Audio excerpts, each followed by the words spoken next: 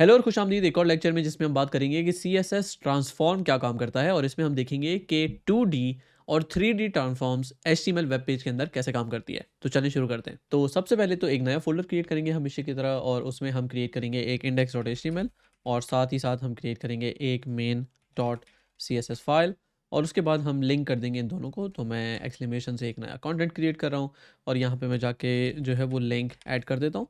तो हमारे पास ये कोड है जिससे मेन CSS हमारे पास लिंक हो जाती है। उसके बाद आई विल जस्ट गो और यहाँ पे मैं एक बॉक्स क्रिएट करूँगा और मैं इसके अंदर डाल दूँगा code with SN for example. और अब हम मेन CSS के अंदर कोई भी स्टाइल डाल सकते हैं इस बॉक्स से रिलेटेड, लेकिन उससे पहले मैं Ctrl+Shift+P करके live server open with live server कर दूंगा। तो ये मेरे पास यहाँ पे खुल जानी चाहिए इस ब्राउज़र के अंदर। ठीक है, तो as you can see this works. अब हम बॉक्स को थोड़ा सा स्टाइल करते हैं तो हम कहेंगे बॉक्स और आई एम होपिंग कि अब आप CSS के साथ काफ़ी जो है कंफर्टेबल हो गए होगे और आसान हो गई होगी आपके लिए। तो यहाँ पे आप बॉक्स को फॉर एग्जांपल कह दोगे पैडिंग 30 पिक्सल, बॉर्डर आप कह सकते हो 1 pixel, dash aquamarine for example, और यहाँ पे आप टेक्स्ट अलाइन सेंटर हो जाएगा। ठीक है, और आप मैक्सिमम विड्थ जो है इसकी दे दोगे 300 पिक्सल। ठीक है, आप इसको 300 पिक्सल से थोड़ा सा छोटा भी कर सकते हो, आप इसको फॉर एग्जांपल 100 पिक्सल कर सकते हो। तो ये कुछ इस तरीके से दिखेगा। अब आप चाहो तो इसको कोई बैकग्राउंड भी दे सकते हो। लेट्स से हम यहाँ पे जाके कहते हैं कि बैकग्राउंड कलर जो है वो टोमेटो होगा, ऑब्वियसली आपने गेस कर लिया होगा।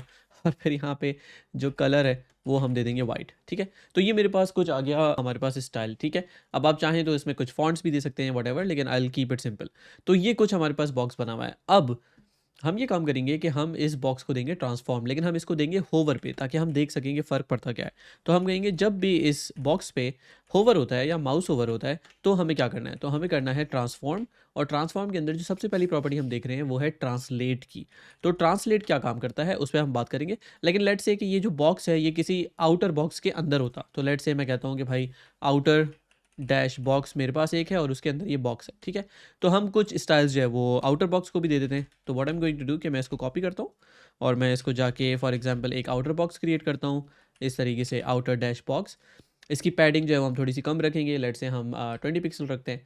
फिर हमने बॉर्डर दी हुई है, इसको डैश के बजाय हम डॉटेड कर देंगे और हम फ्लिप कर देंगे रोल्स। तो हम टोमेटो जो है वो इसकी वो रख देंगे बॉर्डर।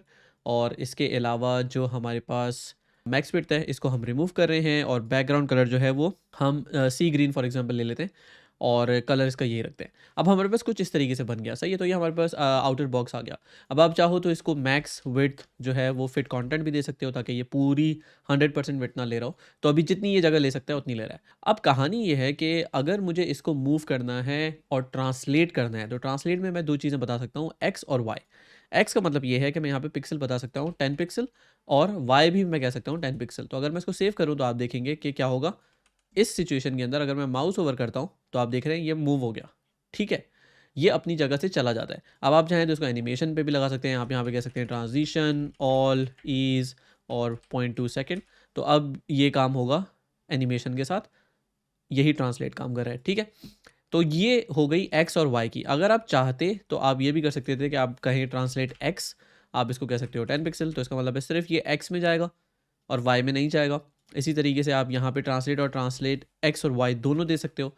आपने कहा 10 पिक्सल, तो अब ये एक्स भी जाएगा वाई भी जाएगा। अगर आप एक्स रिमूव कर दोगे तो जाहिर सी बात है ये सिर्फ वाई में जाएगा। और अगर आप चाहो कि दोनों देना चाह रहे हो तो ट्रांसलेट के अंदर एक्स और वाई की वैल्यू आप दे सकते हो। तो एक्स अगर 10 पिक्सल है और वाई में 50 पिक्सल कह देता हूँ तो ये काफ़ी नीचे चला जाएगा एज यू कैन सी। ठीक है, तो ये काफ़ी नीचे जा रहा है। लेकिन ये अपनी जो स्पेस घेरता है ना, इसमें ज़रूरी चीज़ ये है कि जितनी स्पेस इसने मूव होने से पहले घेरी हुई थी उतनी ही जगह ये ट्रांसलेट होने के बाद भी घेरेगा। तो ये बड़ा इंटरेस्टिंग है। अब इसमें आपको मैं एक चीज़ दिखा सकता हूँ, फॉर एग्जांपल NG2048 जो मैंने गेम बनाया था, इसके अंदर मैं ट्रांसलेट यूज़ कर रहा हूँ। इसमें क्या होता है, जैसे ही मैं इसको ट्रांसलेट करता हूँ तो ये अपनी जगह से यहाँ से मूव होकर यहाँ चला गया। इसी तरह मैं नीचे करूँगा तो ये नीचे आ गया।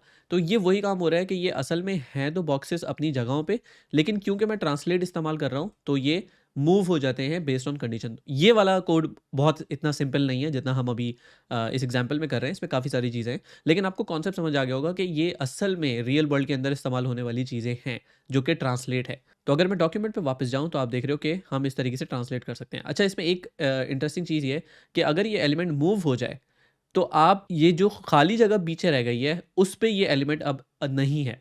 इसका मतलब है कि ये जगह खाली है, तो जैसे ही आप माउस ओवर इसके करोगे, ये नीचे चला जाएगा और आप देख रहे हो ये जर्क जो आ रहा है, ये इसलिए आ रहा है कि अगर मैं माउस ओवर करता हूँ, तो ये नीचे चला जाता है, लेकिन अगर मेरा माउस बाहर रह जाए, तो फिर ये वापस आ जाएगा। तो जब तक मेरा माउस इसके ऊपर है, तब तक ये ट्रांसलेट हुआ हुआ है। जैसे ही माउस यहाँ से बाहर निकलेगा, ये वापस चला जाएगा, क्योंकि हम होवर इस्तेमाल कर रहे हैं।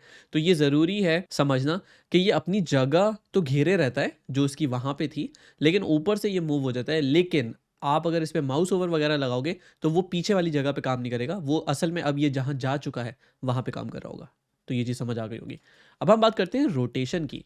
एक और जो इसकी प्रॉपर्टी है, वो रोटेट। तो आप इसमें कह सकते हो रोटेट, ठीक है? और रोटेट के अंदर आप एंगल दे सकते हो। अब रोटेट एक्स भी होता है, वाई भी होता है। अब आपकी मर्ज़ी है आप किस तरीके से इसको यूज़ करना चाह रहे हो।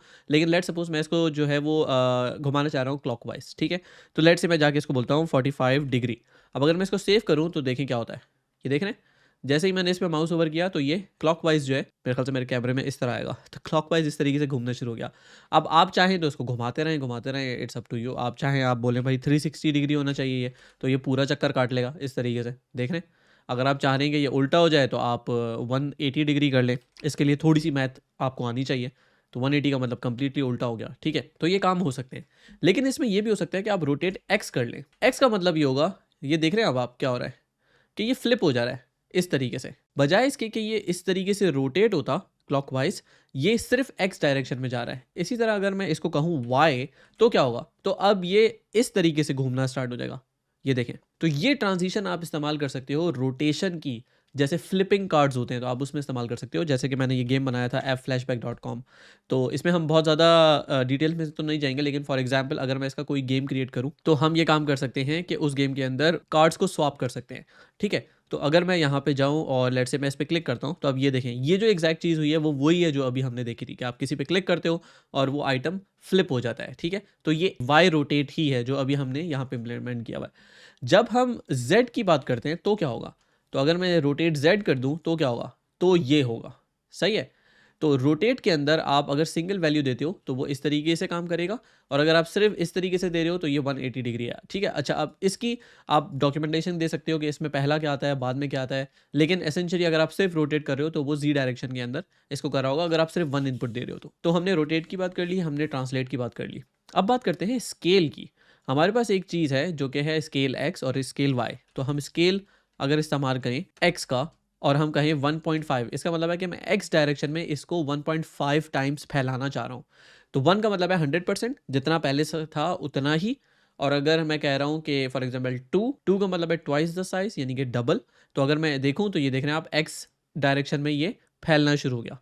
इसी तरीके से मैं चाहूँ तो मैं इसको वाई डायरेक्शन में फैला सकता हूँ। अब ये वाई में फैल रहा है, ठीक है? इसी तरह अब मैं चाहूँ तो ये जी डायरेक्शन में फैला सकता हूँ। अब जी डायरेक्शन में ये फैल तो रहा है, लेकिन जी डायरेक्शन जो है वो डिफरेंट होती है, 3D में आती है, तो हम उसकी अभी बात नहीं कर रहे।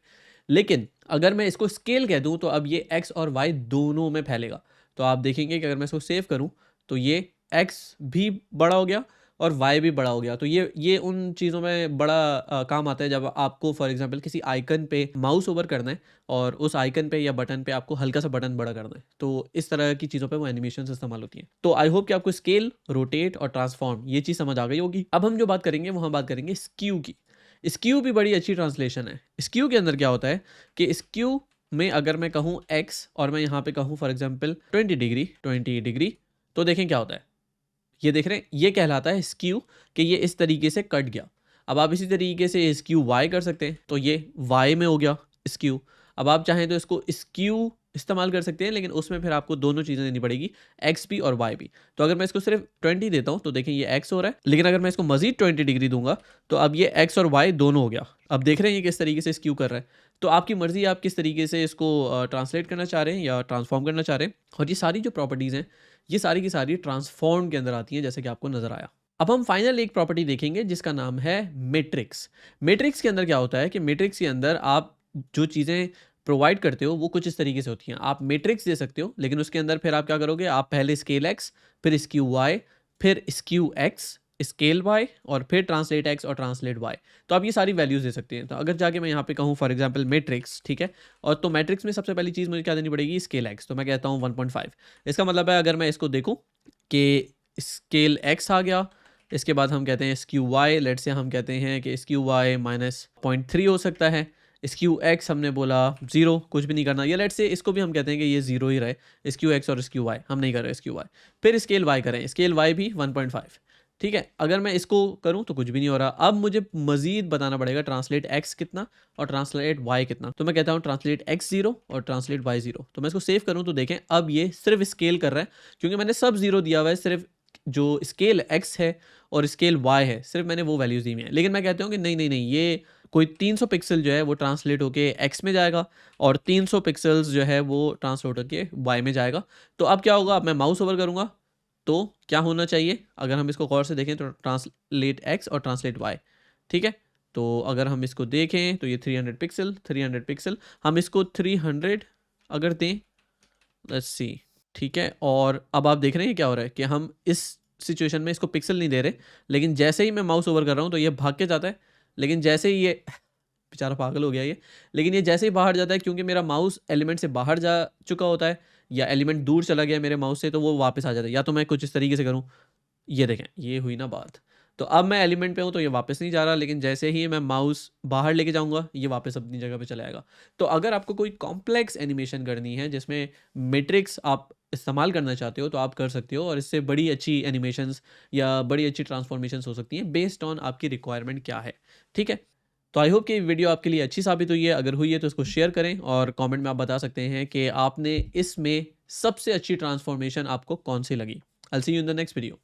इस वीडियो को देखने का बहुत शुक्रिया। अगर आपने ये वीडियो आखिर तक देख लिया है तो इस पे कमेंट कीजिए कि मैं ये वीडियो आखिर तक देख चुका या देख चुकी। ये कोर्स बिल्कुल मुफ्त है, तो आपके कमेंट से इस वीडियो को आगे तक पहुंचने में बहुत ज़्यादा हेल्प होगी। तो इस वीडियो को यहीं पर ख़त्म करते हैं। आप यहाँ पे देख सकते हैं अगली वीडियो। तो मैं आपसे मिलता हूँ अगली वीडियो में।